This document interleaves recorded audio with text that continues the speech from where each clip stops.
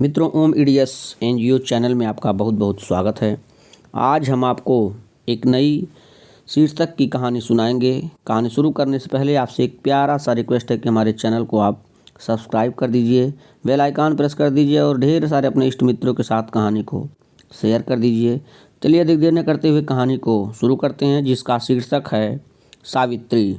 तो प्राचीन युग की बात है। भारतवर्ष के मध्य देश में, जो आजकल दक्षिणी कश्मीर है, अश्वपति नाम के राजा राज्य करते थे। इनके कोई संतान न थी। ज्यों-ज्यों अवस्था बीतती गई, इन्हें संतान न होने की चिंता हुई। ज्योतिषियों ने इनकी जन्म कुंडली देखकर बताया कि आपके ग्रह बता रहे हैं कि आपके संतान होंगे। इसके लिए आप सावित्री देवी की पूजा कीजिए। राजा अश्वपति राज्य छोड़कर वन चले गए। 18 वर्ष तक उन्होंने तपस्या की तो उन्हें कन्या की प्राप्ति हुई। उसका नाम उन्होंने सावित्री रखा। सावित्री अद्वितीय सुंदरी थी। उसकी सुंदरता और गुण की प्रशंसा दूर दूर तक फैलने लगी। ज्यों-ज्यों सावित्री बड़ी होने लगी, उनका रूप निखरने लगा। पिता को उसके विवाह की भी चिंता होने लगी। अश्वपति चाहते थे कि उसी के अनुरूप पति भी मिले, किंतु कोई मिलता न था। सावित्री का चित्त बहलाने के लिए अश्वपति ने उसे तीर्थ यात्रा के लिए भेज दिया और उसे आज्ञा दी कि तुझे वर चुन लेने की स्वतंत्रता देता हूँ। सावित्री का रथ जा रहा था कि उसे एक अद्भुत स्थान दिखाई दिया। अनेक सुंदर वृक्ष थे, चारों ओर हरियाली थी। वहीं एक युवक घोड़े के बच्चे के साथ खेल रहा था। उसके सिर पर जटा बंधी थी, छाल पहने हुए था, मुख पर तेज था। सावित्री ने देखा और मंत्री से कहा कि आज यहीं विश्राम करना चाहिए। रथ जब ठहरा, वह युवक परिचय पाने के लिए उनके पास आया। उसे जब पता लगा कि वह राजकुमारी हैं, बड़े सम्मान से अपने पिता के आश्रम में ले गया। उसने यह भी बताया कि मेरे माता पिता दृष्टिहीन हैं। मेरे पिता किसी समय साल्व देश के राजा थे। वह इस समय यहाँ तपस्या कर रहे हैं। मेरा नाम सत्यवान है।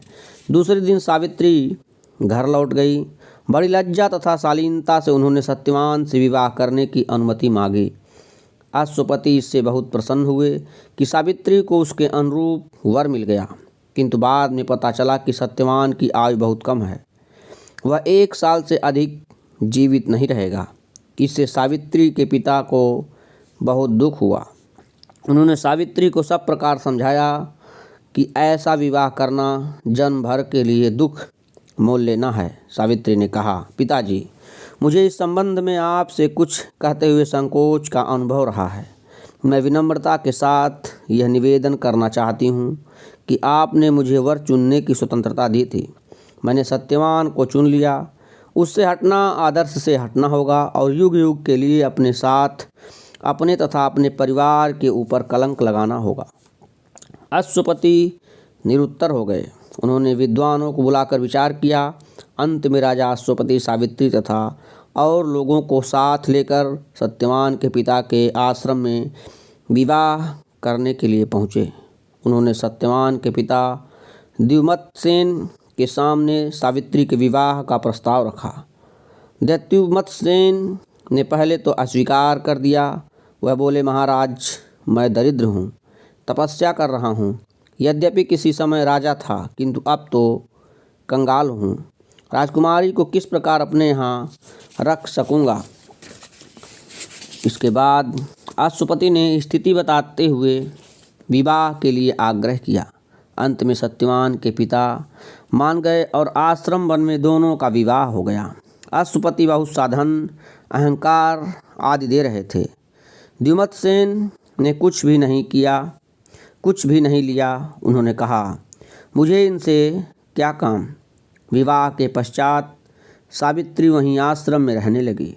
उन्होंने अपने सास ससुर तथा पति सत्यवान की सेवा में अपना मन लगा दिया। सत्यवान और सावित्री सदा लोक कल्याण तथा उपकार की बातें करते थे। सावित्री दिन भर घर का कामकाज करती थी।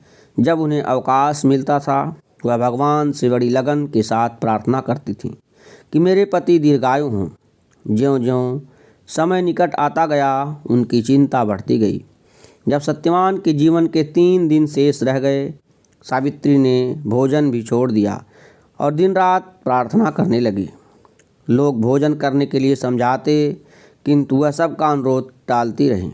तीसरे दिन जब सत्यवान जंगल में लकड़ी काटने जा रहे थे, सावित्री भी उनके साथ चली गई। सत्यवान ने समझाया कि तुम 3 दिन से व्रती हो, तुम न चलो, किंतु वह नहीं मानी और सत्यवान के साथ वन को चली गई। सत्यवान एक पेड़ पर लकड़ी काटने के लिए चढ़ गए। थोड़ी देर में उन्होंने बहुत सी लकड़ी काट कर गिरा दी। सावित्री ने कहा, अब लकड़ी बहुत है, उतर आइए। सत्यवान पेड़ से उतरे। उन्होंने कहा, मेरे सिर में चक्कर आ रहा है। सत्यवान धीरे धीरे बेहोश होने लगे और कुछ ही क्षण में उनके प्राण पखेरु उड़ गए। यद्यपि सावित्री जानती थी, फिर भी उन्होंने अपने पति को निष्प्राण देखा। वह विलाप करने लगी। इसी समय उन्हें ऐसा जान पड़ा कि कोई भयानक किंतु तेजपूर्ण परछाई उनके सामने खड़ी है। उसे देखकर सावित्री भयभीत हो गई और जाने कहाँ से उनमें बोलने का साहस आ गया। उन्होंने कहा, प्रभो, आप कौन हैं? उस छाया ने कहा, मैं यमराज हूँ, मुझे लोग धर्मराज भी कहते हैं। मैं तुम्हारे पति के प्राण लेने के लिए आया हूँ। तुम्हारे पति की आयु पूरी हो गई है, मैं उनके प्राण लेकर जा रहा हूँ। इतना कहकर यमराज सत्यवान के प्राण लेकर चलने लगे।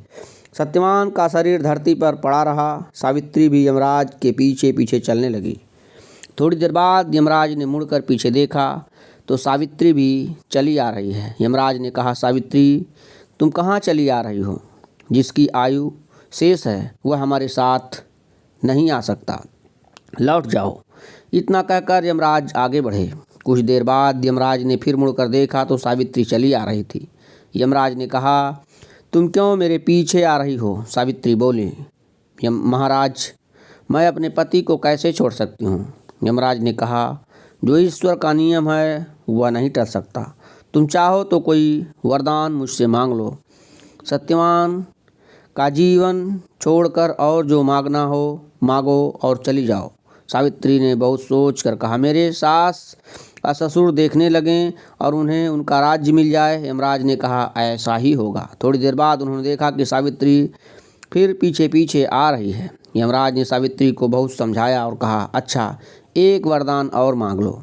सावित्री ने कहा, मेरे पति को संतान प्राप्त हो जाए। यमराज ने यह वरदान भी दे दिया और आगे बढ़े। कुछ दूर जाने पर यह जानने के लिए कि सावित्री गई, उन्होंने पीछे गर्दन मोड़ी। देखा सावित्री चली आ रही है। उन्होंने कहा, सावित्री, तुम क्यों चली आ रही हो? ऐसा कभी नहीं हुआ कि कोई व्यक्ति सशरीर मेरे साथ जा सके, इसलिए तुम लौट जाओ। सावित्री ने कहा, मैं इन्हें छोड़ कर नहीं जा सकती, शरीर का त्याग कर सकती हूँ। यमराज चकराए कि यह कैसी स्त्री है, इतनी दृढ़, कोई बात ही नहीं मानती, पता नहीं क्या करना चाहती है। उन्होंने कहा, अगर अच्छा, एक वरदान मुझसे और मांग लो और मेरा कहना मानो।